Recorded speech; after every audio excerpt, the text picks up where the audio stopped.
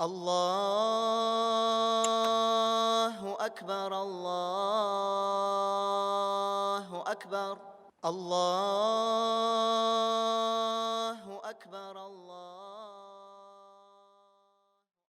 السلام عليكم ورحمة الله وبركاته.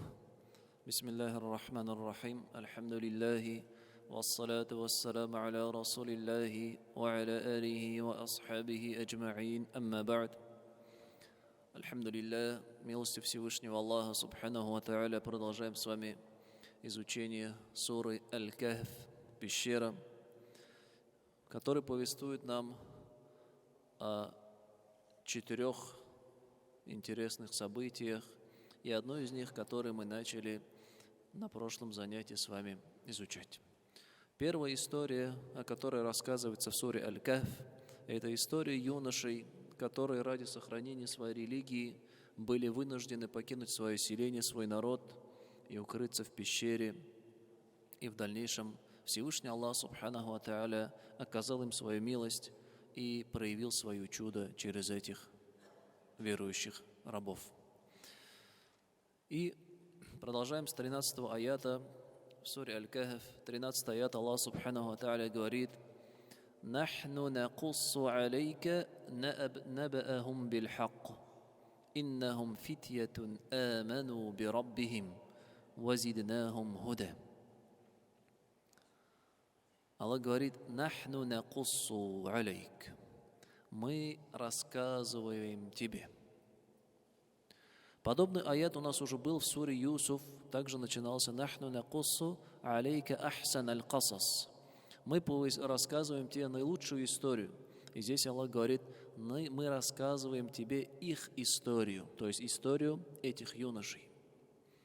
И тут в первую очередь верующий человек должен обратить внимание на слова Всевышнего Аллаха: «Нахну» мы рассказываем тебе. То есть кто рассказывает? Всевышний Аллах Субхану ва Тааля рассказывает.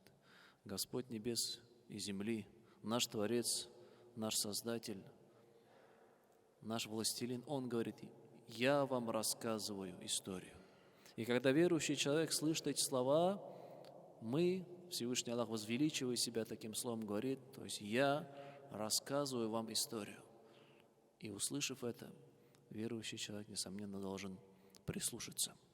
Ведь раз сам Господь миров рассказывает какую-то историю, это не просто так. Значит, в этом есть какое-то назидание, мудрость, урок для людей. И Аллах говорит: мы рассказываем тебе их историю, их сообщение бильхак, с истиной, правдиво. То есть без лжи, без выдумки, без неточностей. Это повествование, это рассказ Всевышнего Аллаха, он совершенен со всех сторон. Он совершенен по 4 критериям. Во-первых, потому что все рассказы Всевышнего Аллаха и истории, которые Он поведал нам в Священном Коране, они основаны на знании. На знании кого? На знании самого Всевышнего Аллаха, который знает все и не сокрыто от Его знания ничего. И также эти истории, они чисты от лжи и выдумки. Они правдивы и соответствуют действительности. И третье, почему эти истории самые наилучшие в Коране? Потому что они повествуются наилучшим образом, с красноречием и наилучшими оборотами арабского языка. Других подобных текстов нету. И четвертое, почему это наилучшие истории? Потому что они преследуют собой великую цель. Это наставление людей истине. Ведь у нас есть истории, основанные не на знании, на предположениях. Это нельзя назвать хорошей историей. У нас есть истории лживые, обманывающие. Это не называется хорошими историями. Есть истории, которые используют в повествовании дурные слова, дурной тон, плохие и некорректные выражения. И также есть истории, посредством которых рассказчик преследует какой-то злой умысел, желая ввести в людей в заблуждение или же нажиться на этих людях и так далее. Однако вот эта история, истории Корана, они совершенны тем, что они основаны на знании, в них нет лжи, они повествуются наилучшим образом со стороны языка и также преследуют великую цель. Это наставление людей на путь истины. И Аллах говорит: мы рассказываем тебе их историю, сообщение о них правдиво. «Иннахум фитьятун». Воистину, они были юношами. Они были юношами, то есть молодыми ребятами. И тут ученые, как мы уже на прошлом уроке заметили, то, что большинство последователей это всегда были юноши и молодые люди, потому что их сердца еще не загрязнены, не зачерствели.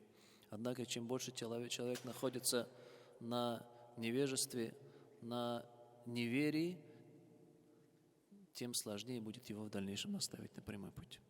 И также из этих слов, что Аллах Субхану ва Тааля упомянул именно их юный возраст, ученые извлекают еще одну пользу. Кто такие юноши, кто такие молодые ребята? Это те, у которых нет какого-то жизненного опыта, у них нет какого-то высокого положения в обществе, у них нет определенного багажа знаний. Они юны, они только-только начали вступать в свою жизнь, в взрослую жизнь. Это не малыши, да, которые лишь проводят свое время в играх и забавах. И это еще не взрослые мужчины, которые приобрели определенный жизненный опыт. Нет, это юноши, которые только-только вступили в жизнь. И Аллах Субхану ва Тааля упомянул их. Он привел их в качестве примера в своей священной книге. Почему юношей, а не каких-то взрослых мужей? А потому что эти юноши, они, может, даже не обладали знанием, опытом, да, жизненным. Однако Всевышний Аллах одарил их тем, что лучше всего этого. Лучше всего богатства, величия, положения и жизненного опыта. Аллах говорит: «Аману би раббихим». Они уверовали в своего Господа. «Иннахум фитьятун аману би раббихим». Это юноши, уверовавшие в своего Господа. Это наилучшее качество, которым может обладать человек. И это также указание молодым ребятам, которые, да, увидев, особенно в наши дни, лицезрея и насмотревшись различных успешных людей, да, разбогатевших, достигших какого-то положения и так далее, они завидуют им и хотят именно этого заполучить. Однако все благо, истинное благо – это вера во Всевышнего Аллаха Субхану ва Тааля. И значит, следовательно, человеку, в частности молодому человеку, в первую очередь нужно акцент делать на своей вере, на своей богобоязненности, на своих знаниях религиозных. И тогда Аллах Субхану ва Тааля дарует все остальное. Ведь эти юноши, как мы сказали, у них не было какого-то положения, жизненного опыта, однако Аллах Субхану ва Тааля из-за их веры, из-за их стремления сохранить эту веру, из-за их богобоязненности, Он одарил их своей милостью. Он оказал им свою поддержку, свое чудо, и также сделал их историю уроком и назиданием на будущее поколение. И мы сегодня сидим, да, мы изучаем вот эту историю юношей, которые жили больше 1000 лет назад. Пару тысяч лет назад они жили. Из-за чего мы о них сейчас изучаем? Зачем мы их историю? Сколько среди них было людей в их поколении, богатых, знатных, знаменитых. Однако где они? О них никто сейчас не знает. Однако этих юношей знают. Потому что благодаря их вере Всевышний Аллах Субхану ва Тааля сохранил о них память, сделал их примером. «Вазиднахум худа». Они уверовали в своего Господа, и мы увеличили их приверженность этому пути, прямому пути. Они уверовали в своего Господа, и мы увеличили их убежденность, увеличили их приверженность этому истинному пути. Ведь Аллах Субхану ва Тааля тех, которые проявляют усердие на пути, на прямом пути, хидая, изучая эту религию и практикуя ее в своих действиях, Аллах Субхану ва Тааля их укрепляет веру в их сердцах, укрепляет их богобоязненность. Если человек получает знания, совершенствуется, и также практикует ее, совершает благие деяния, поклонения, Аллах укрепит веру в его сердце. И также наоборот, если человек принял ислам, встал на прямой путь, встал на намаз, однако потом он никаких дальнейших действий не предпринимает, не развивается, не совершенствуется, знания не получает, полученные знания не практикует, этот человек, наоборот, отдаляется от истины. И да убережет Аллах, человек такой может вообще лишиться этого великого блага. И из этого аята нам также следует понимать, что человек, если он хочет укрепиться, а все мы хотим быть твердыми и крепкими на своей вере, чтобы Аллах Субханаху ва Тааля повел нас до конца наших дней этим истинным путем. И чтобы мы увидели плоды своей веры в судный день. Нужно работать над собой и совершенствоваться. И тогда Аллах Субханаху ва Тааля укрепит. Однако, если человек не старается уберечь свою религию и развиваться, то он очень близок к тому, чтобы лишиться этого блага. Итак, 13 аят. Мы рассказываем тебе их историю. Аллах рассказывает.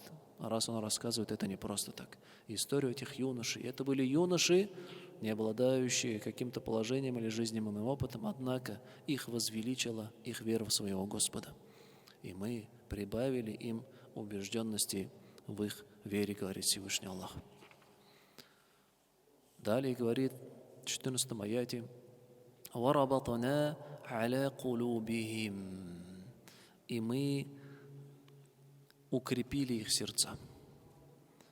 Мы прибавили им убежденности на прямом пути, и мы укрепили их сердца. И здесь упоминается слово «рабата» – «завязывать». То есть мы связали их сердца крепко с верой во Всевышнего Аллаха. И раз это сердце связано верой, то в нем нет никаких сомнений, никаких колебаний. Оно твердо убеждено в истинности этого пути. Рабата. И тут также для пользы можно упомянуть всеми нам знакомый термин акида. Акида, что в переводе означает вероучение, вероубеждение. Оно тоже взято от глагола акада – связывать, завязывать.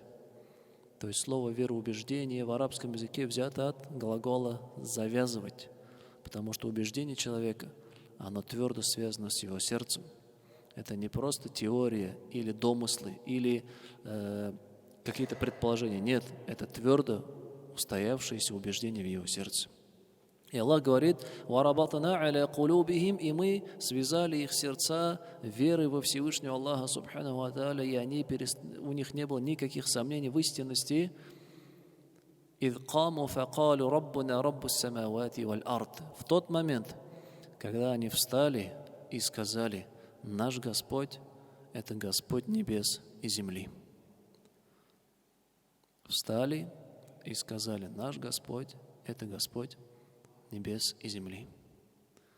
Это юноши, которые жили в селении, как приводят муфассиры, в селении, в котором было распространено многобожие, язычество, а именно римская вера, римская мифология, вера во множество божеств. И был у них царь-правитель, который строго следовал этому пути и притеснял всякого, кто пытался от этого отойти.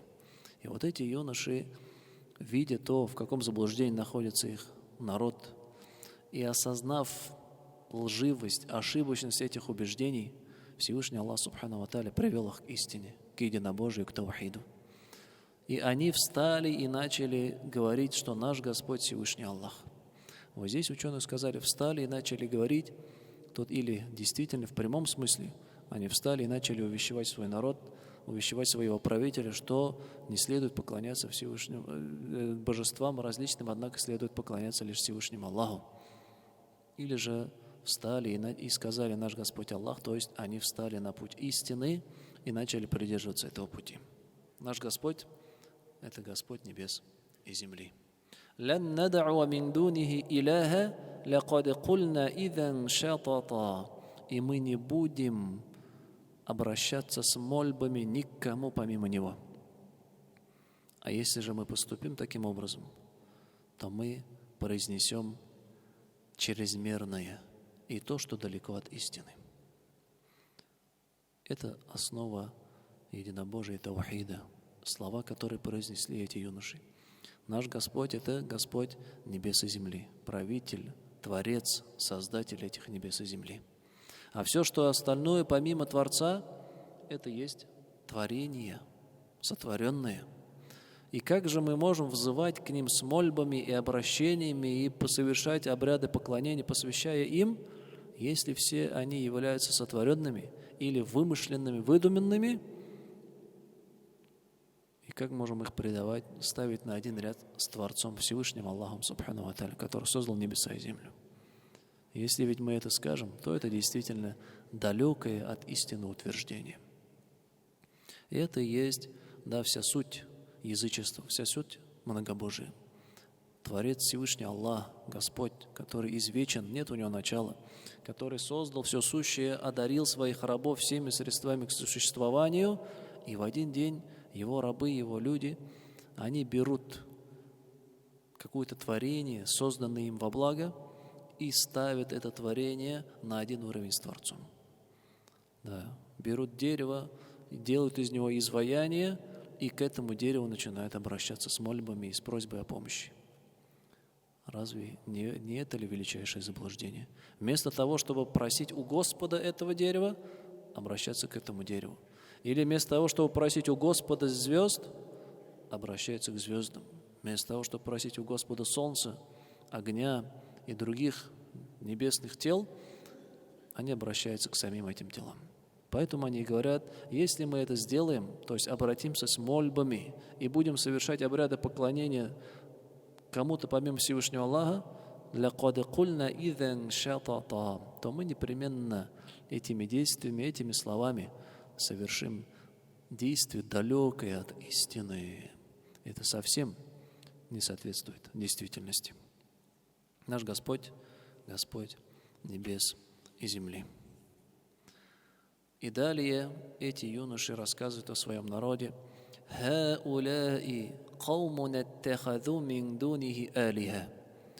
Это наш народ. Это наш народ. Они стали поклоняться наряду с Аллахом другим божествам.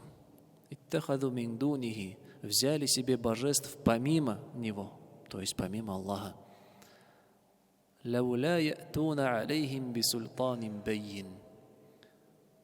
Если бы они привели явное доказательство на свои слова.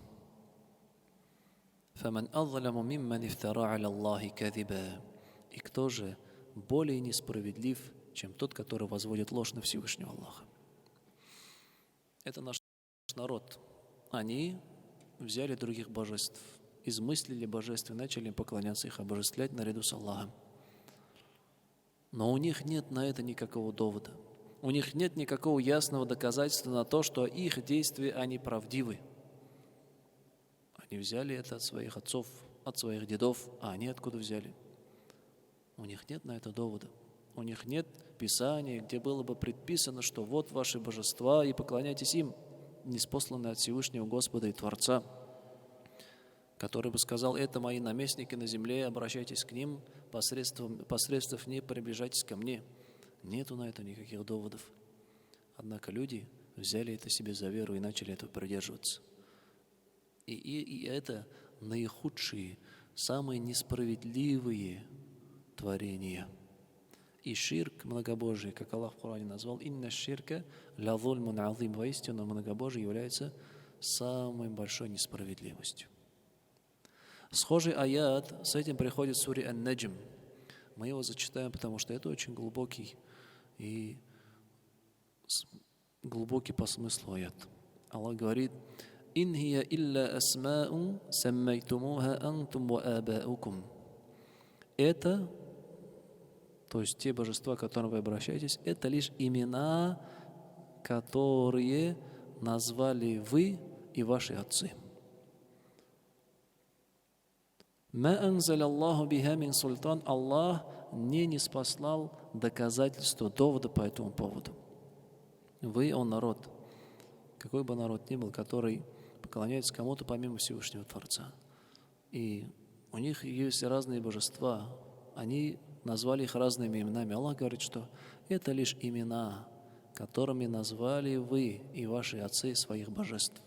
То есть это лишь имена, в действительности они эти существа, которым вы поклоняетесь, ничто помимо имен, не обладают никакой властью, никакой помощью, ничем они не могут вас поддержать.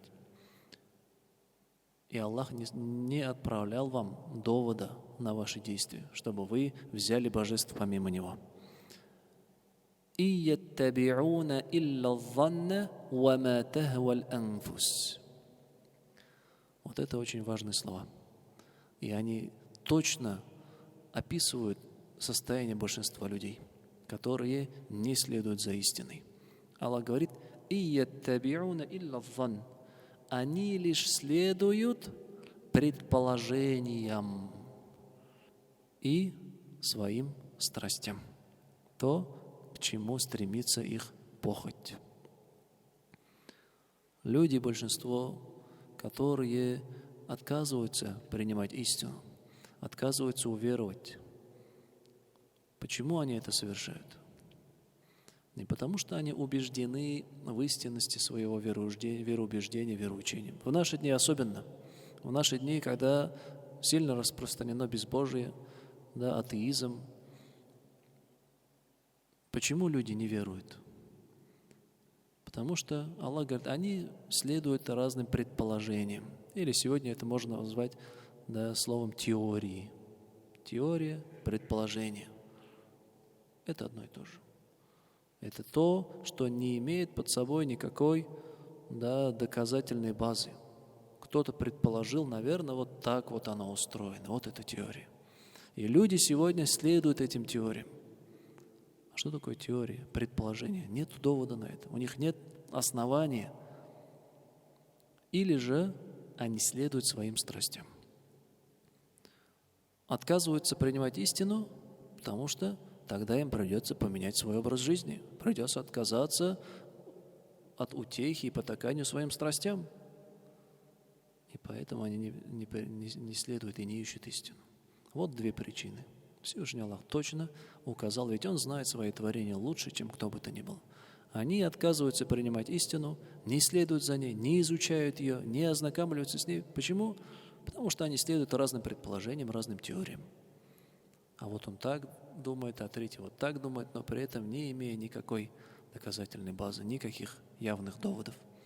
Или же они просто следуют своим страстям, потому что им так проще жить.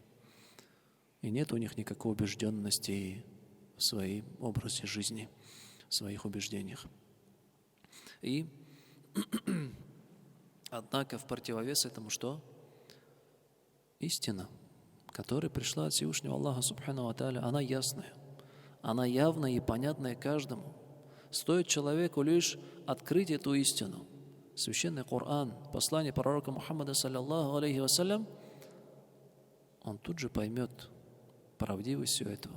Он тут же откроет для себя. Однако люди не делают этого. Значит, есть истина, у которой есть твердая доказательная база, явная, четкая, без каких-либо сомнений. Ведь Аллах Субхану ва Тааля в Коране сказал: «Афаля ятадаббаруна аль-Кур'ан». Разве вы не изучаете Коран, не задумываетесь над его аятами? «Валяу кана мин инди гайри Аллахи лаваджаду фихи ихтиляфан кафира». Ведь если бы этот Коран был не от Всевышнего Аллаха, не от самого Творца, они бы нашли в нем большое количество несостыковок. Однако в Коране нету этого. Он совершенен, так же, как сам Всевышний Аллах Субхану ва Тааля. И, с другой стороны, это предположение, не обоснованное никакими явными доводами, или же это следование страстям. И вот человек, живя в этом мире, он выбирает, каким путем пойти. Путем разумным, основанным на доводах от Всевышнего Аллаха Субхану ва Тааля, от самого Творца, или путем предположений, теорий и страстей. فَمَنْ أَظْلَمُ مِمَّنِ افْتَرَى عَلَى اللَّهِ كَذِبًا. И кто же более несправедлив, чем тот, кто измыслил ложь на Всевышнего Аллаха, то есть наряду с ним поклонялся кому-то еще, или измыслил определенную религию, кроме той религии, которую не спасал Всевышний Аллах, Творец, Господь небес и земли. И последний аят на сегодня, тоже удивительный.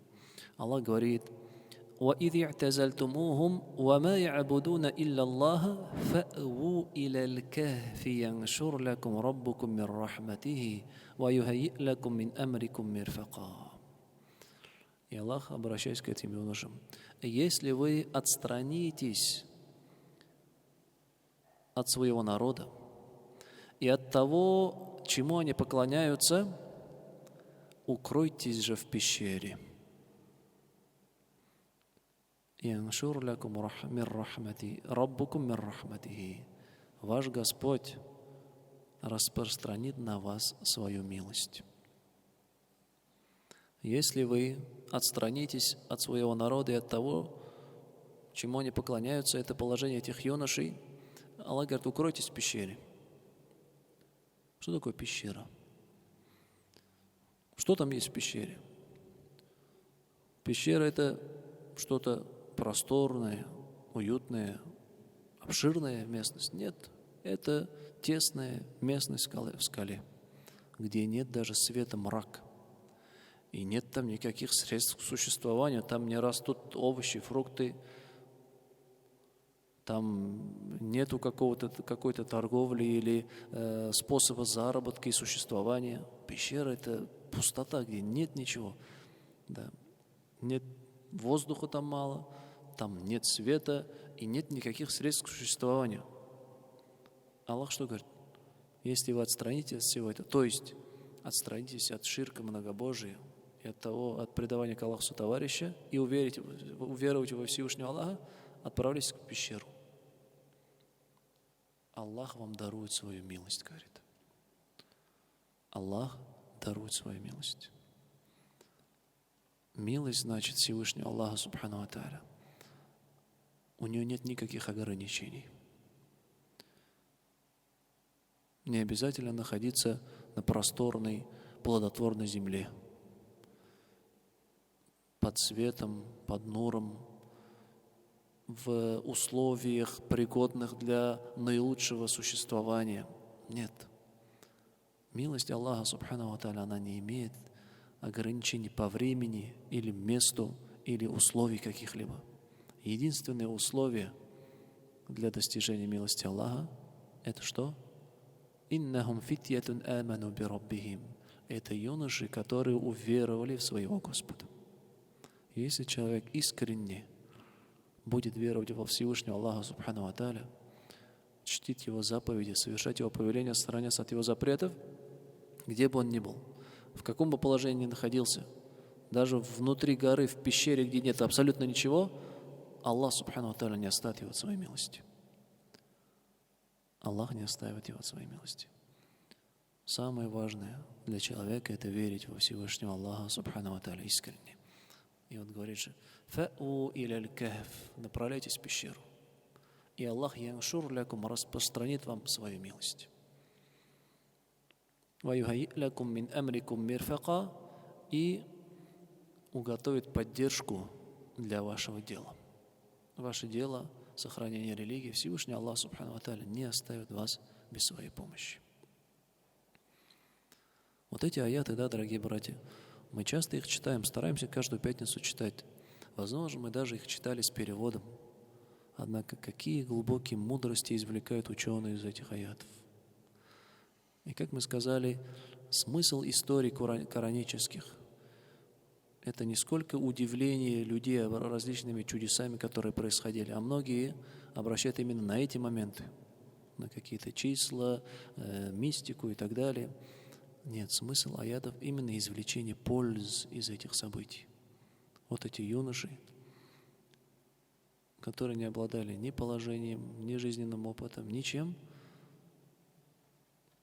направились в пещеру, где нет никаких условий для существования. Аллах Субхану ва Тааля им говорит: «Яншур лякум раббукум мин рахматихи». Ваш Господь, Аллах, Он одарит вас своей милостью. Не отчаивайся ни в чем. И также пример, да, как пророк Мухаммад, саллиллаху алейхи вассалям, с Абу Бакром, когда тоже находились в пещере, только не аль-кахф, а аль-гар. Да, как уже есть разница в арабском языке аль-кахф и аль-гар. Кахф — это значит узкий вход, и внутри большое пространство открывается. А гар — это же небольшая щель в горе. И вот же пророк, саллиллаху алейхи вассалям, с Абу Бакром, когда находились, прятались от многобожников, которые искали их для того, чтобы убить. И уже когда послышались шаги над их головами, пророк, саллиллаху алейхи вассалям, сказал: «Ля тахзан, инна Аллаха ма'ана». Не печалься, Аллах с нами. Где они? Есть кто-то рядом, чтобы помочь? Тоже они в горе, в пещере, откуда все. Выхода нету с другой стороны. Вход и выход только один. Нет никаких других способов как-то уберечься, защититься. Однако Аллах субхану ва тааля не оставляет без помощи своих рабов. Это основа, это то, на что должен человек в первую очередь делать акцент. Это вера, укрепление своей веры, совершенствование своей веры, работа над ней и над своей богобоязненностью. А все остальное Аллах субхану ва тааля дарует своим рабам. На этом мы завершим. Субханак Аллахумма ва бихамдик, ашхаду ан ла илляха илля анта, астагфирука ва атубу илейк. الله أكبر الله أكبر الله أكبر الله